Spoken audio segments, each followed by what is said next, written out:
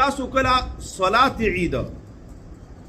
د فقه په کتابونو کې ګوري او کله احادیث په کتابونو کې ګوري تاسو به لفظ د مسجد ونه ګوري بلکې مصلا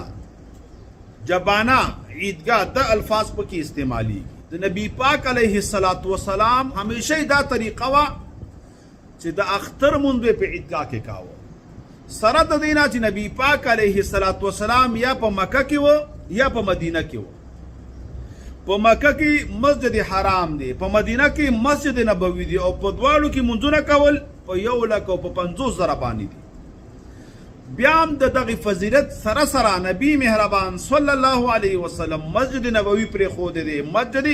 حرام پرې خود دی او د اختر مونږ لپاره عیدگاه ته تللی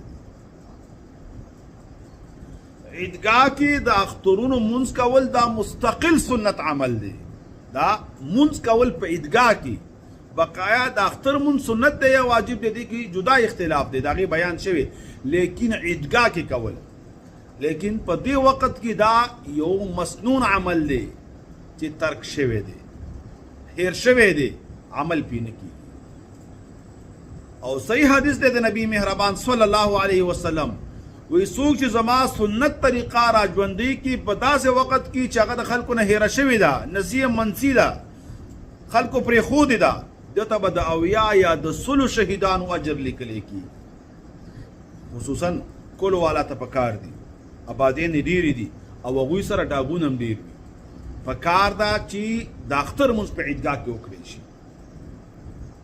بې دلته خلک یو اعتراض کوي چې ته په عام ګراوند کې څنګه د اختر مونځ کې هلته خو ګنده وي هلته خو څاروي ګندونه کوي او هلته د هغې نه دیوال نه وي د هغې حفاظت نه وي انسانانو هم پکې ګندونه کړي ګوره دا یو مسله ځان سره په ذهن کې کېدی د ځمکې صفایي هغه جدا ده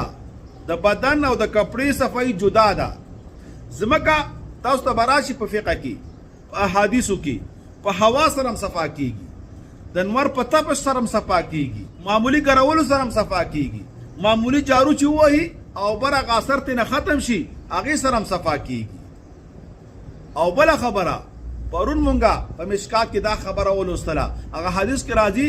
نبی مهربان صلی الله علیه وسلم قربانی وکړه او په عیدګاه کې وکړه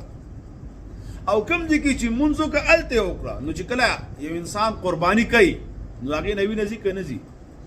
او د قربانی په وخت کې د هغې نه کله کله ګندګي هم ځي هغه صفایي غواړي د لرې نه هم ګندګي وغورځېږي لیکن بل کال یې بیا هلته د اختر مونځ کړی دی نو دا هسې بانې دي دا اضافي خبرې دي دې وخت کې هر څه انتظام کېږي جارو هم وهلی شي اوبه هم پرې چمکولی شي صفا کولی هم شي او عیدګاه دې ته نه وي چې خامخا هغې نه به دیوال وي نه بس یو د ښار نه او د کلي نه بهر یو جدا میدان د کرکټ ګراوند وي عام ګراوند وي عام جنازګاه وي عام یو پټي وي او د 3 ورځو دپاره دې جوړ کړی شي او د اختر مونځ دې پکې وکړی شي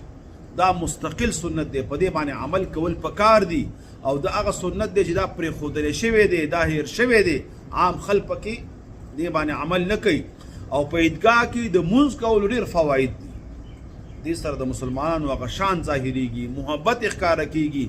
د لر او بر د ټول کلي خلک په یوه عیدګاه کې راجمع شي دې سره مینه محبت سیوا کېږي لرې لرې ملګري په عیدګاه کې یو بل سره ملاقات وشي دې سره د محبت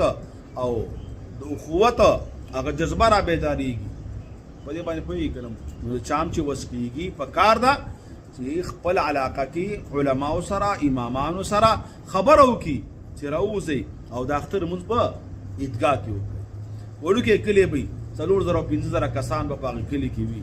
او هلته به 10 او 15 جوماتونو کې د اختر مونځونه کېږي د دې په ځای باندې دا ټوله عیدګاه ته راوله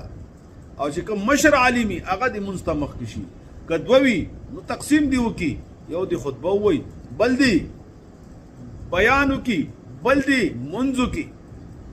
یو اختر دې یو وکړي بل اختر دې بل وکړي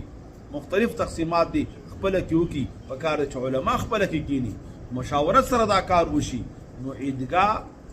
مونځ کول دا مستقل سنت عمل دی ګوره دلته مصلا لفظ راغی په هدایې کې پرون موږ په مشکات کې لفظ د مصلا ذکر کړ نو په باب د عید کې چې د فقهاو کتابونه ګوري او که د احادیثو کتابونه ګوري یا مصلا راځي، عیدګاه راځي، جبانه راځي، مسجد نه راځي. دومره دا چې امام بخاری او باب کې خوده دي او عجیبه عنوان هغه ته ورکړی دی چې مند اختر دا جائز دی په جمعات کې چې کله باران وي. او یو حدیث هغه د لپاره بیان کړی چې یو ځل نبی مهربان صلی الله علیه وسلم د باران په ورځ باندې مسجد نبوي کې د اختر منځ کو، هغه عذر و